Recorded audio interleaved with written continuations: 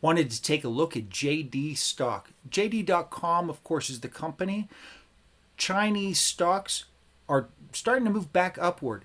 International investors are starting to move back in. Should you invest in JD stock? I wanted to break down the financials and kind of break down what's going on with China. Right now, the entire country, they're seeing a major slowdown. All stocks have sold off significantly. We've seen a lot of money moving out of China. Chinese government, of course, is hitting down on a bunch of companies. But when it comes to JD.com, JD stock, or Alibaba stock, there's still value there. There's just one big caveat. The U.S. economy is likely to slow down. So although we've seen some big moves in JD stock, very likely we'll probably see JD stock come back downward, and that may be the time to get involved once the U.S. economy starts to move forward again. We had the Federal Reserve meeting just this morning, and it looks like they're going to keep interest rates higher. This will restrict economic activity, which would affect JD stock. Let's jump in. Here's some recent price action on JD stock. As you can see, we've had a pretty decent move higher. The selling in January, February seems to be over, and we've seen JD stock, Alibaba stock as well, has moved up. This is one that I follow significantly because I like to watch these Chinese manufacturers and see how they're performing, because this has a lot of implications with what goes on in the U.S. I do not believe in looking at one stock and thinking you know what's going to happen based on just that stock. I first start looking at economic data and ask the question, what's going on with the economy? Here in the United States, Federal Reserve is going to keep interest rates higher for longer. Take a look at SBUX, SBUX. That stock losing 15% in a day. That was just yesterday. Why? Because consumers are tightening their belts, purses, wallets, whatever it might be. How will that affect these retailers, JD.com? Well, on the one hand, these Chinese companies tend to have really low cost products. JD stock itself has a lot more going on than just these kinds of retail aspects, but it's all encompassing when you look at the Chinese producers. So the stock activity, more than likely, we've seen probably the bottom for now, but I don't think that this is a stock that at this price is going to continue to move higher and higher. I expect all equity markets to contract. Take a look at the SPY stock this morning. Right after the Federal Reserve met, shot up. By the end of the day, right back down. That should tell you something. So looking at the bigger picture, of course, this is a huge sell-off. Over a longer period of time, they were about, 107.5, all the way down to about 22. Probably we have seen that bottom. There's a lot of departments within JD. JD stock itself encompasses a lot of different type of businesses, but if you look at all the Chinese stocks in general, broadly speaking, a lot of them are very similar. The government is addressing this. They're probably going to ease back on some of the crackdowns that they've been doing. That's attracting international investors. International investors are looking at this and saying, you know what, there's value there. There is value in JD stock. There's also some risk. I don't know that you'd need to necessarily pull the trigger right now on JD stock. Analysts are expecting, now this I pulled this about a month and a half ago, this one, because I wanted to kind of keep following this. The stock price was about 27.5. Analysts expect that JD stock could surge basically another 50%. I'm not 100% on board with that.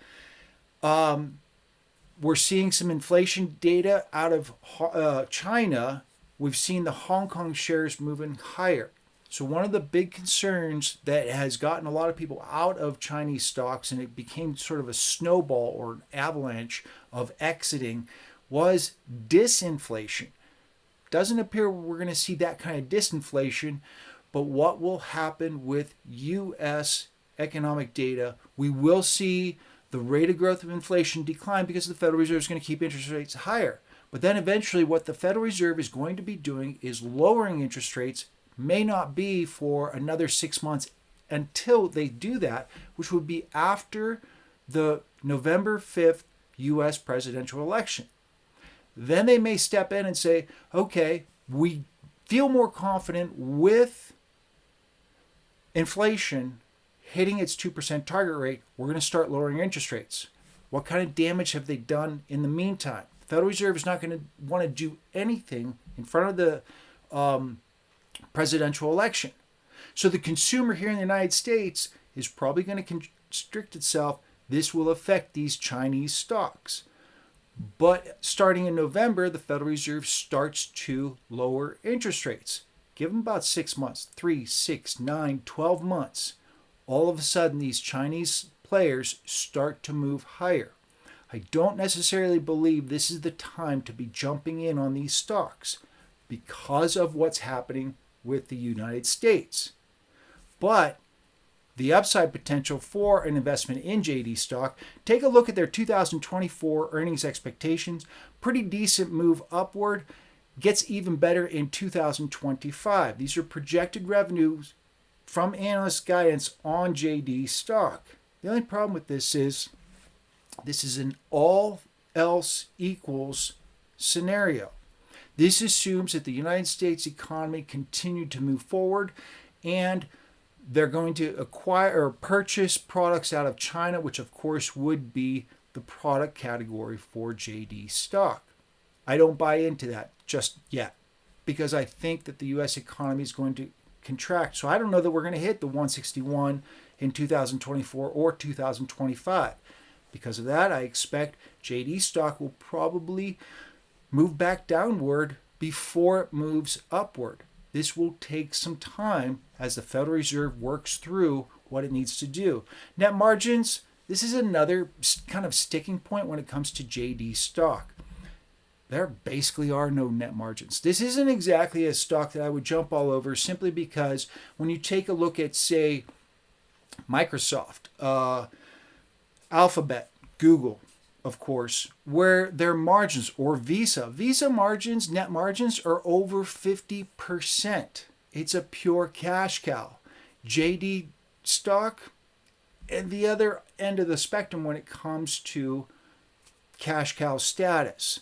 These guys are razor thin. So although we would likely see revenue gains after the U.S.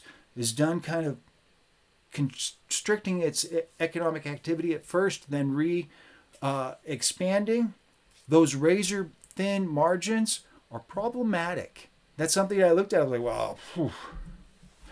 Earnings per share expectations $3.20 for JD stock going into 2024, $3.57 for 2025. I do not expect that they hit those numbers. I do not expect that they hit the revenue based on world economic activity, basically.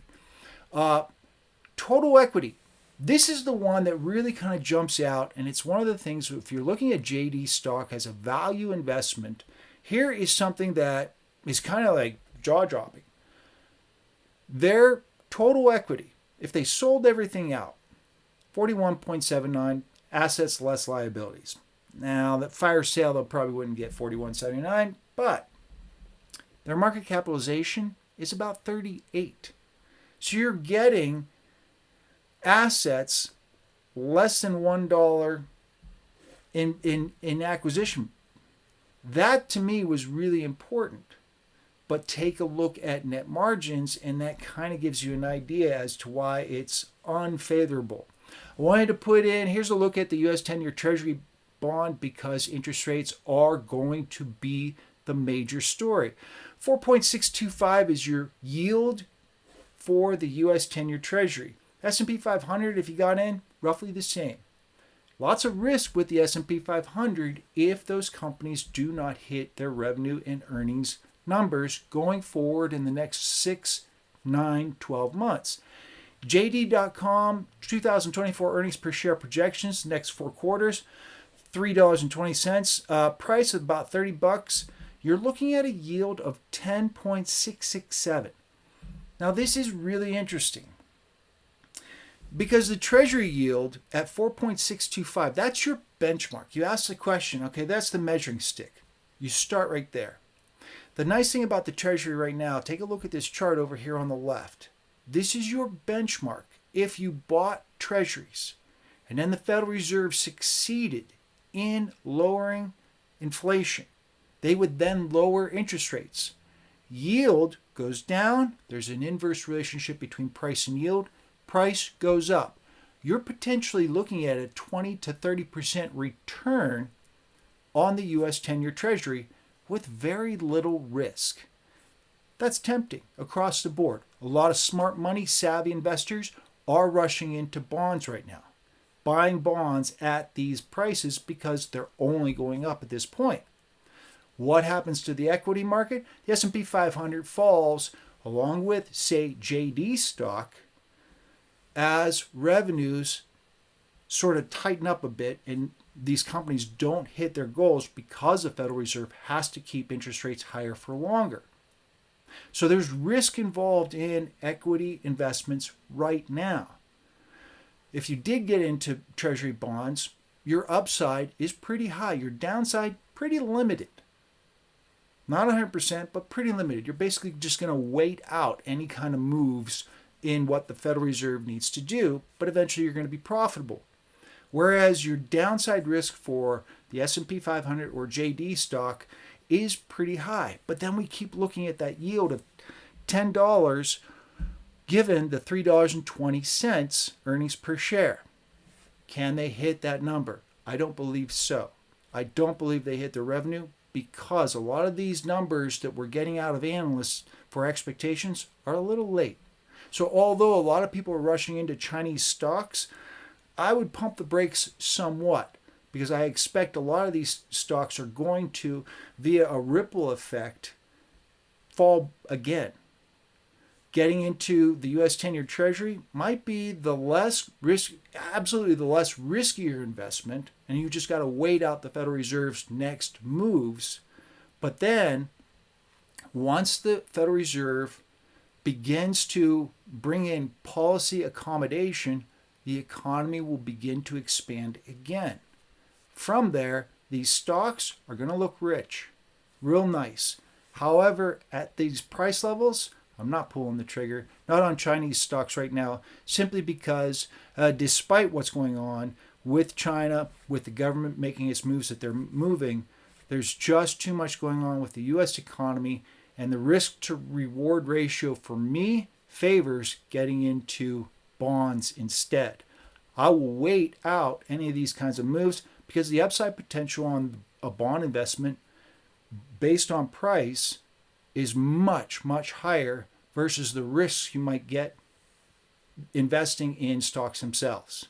I did a write-up on this, so if you're looking for written content on this particular stock, JD stock, I'll do Alibaba stock here pretty soon. Make sure to hit the link down below in the description for my Substack newsletter. At the same time, if you're just finding my channel for the very first time, this YouTube channel, make sure to hit the like and follow button. I break down the economy first, giving you an idea as a value investor, what's going to happen next with the economy, and then what would happen next with stocks. Make sure to hit that like and follow button. See you in the next video.